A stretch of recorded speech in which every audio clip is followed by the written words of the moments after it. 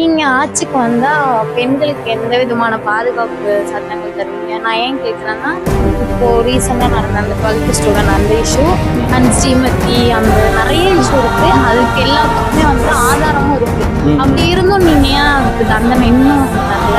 அது மாதிரி நீங்க நீங்க ஆட்சிக்கு வந்தா உங்களுடைய சட்டங்கள் பெண்களுக்கு எவ்வளவு பாதுகாப்பானதா இருக்கும்?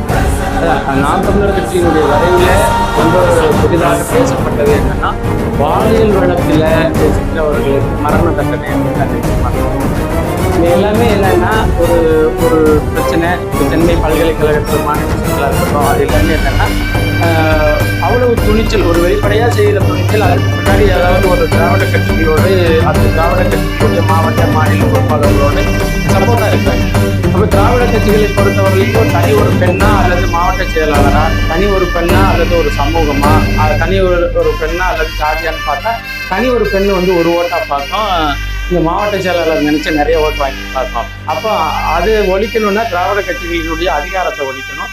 அதற்கு தான் நாம் தமிழர் கட்சி சீக்கிரமா நாம் தமிழர் கட்சியை பொறுத்தவரை பெண்கள் தன்னுடைய குடும்பத்துல பாதுகாப்பா இருப்பாங்களோ அதை விட சிறந்த பாதுகாப்பு. ஜெகன்மோகன் ரெட்டி பேசுறார், அந்த தெலுங்கானா அரசுக்கு நான் பாராட்டுகிறேன், அவர்களை வணக்கம் செலுத்துகிறேன். உடனடியா ஒரே வார்த்தையில விசாரிக்கணும், உடனடியா தூக்கு தண்டனை நிறைவேற்றணும். அந்த கயிறு செலவு என் பிள்ளைகளை தொட்டால் கொன்னுடு வாங்குற பயம் வர்ற வரைக்கும் இது சரி வர. பாலியல் இச்சையோடு என் பெண் பிள்ளைகளை நீ நினைப்பதும் தொடுவதும் நடந்தால் நீ உயிரோட இருக்க மாட்டாய் என்கிற நிலையை உருவாக்கும். நீ எங்க ஆத்தானப்ப எங்க அக்கா தங்கச்சி எல்லாம் பொம்மை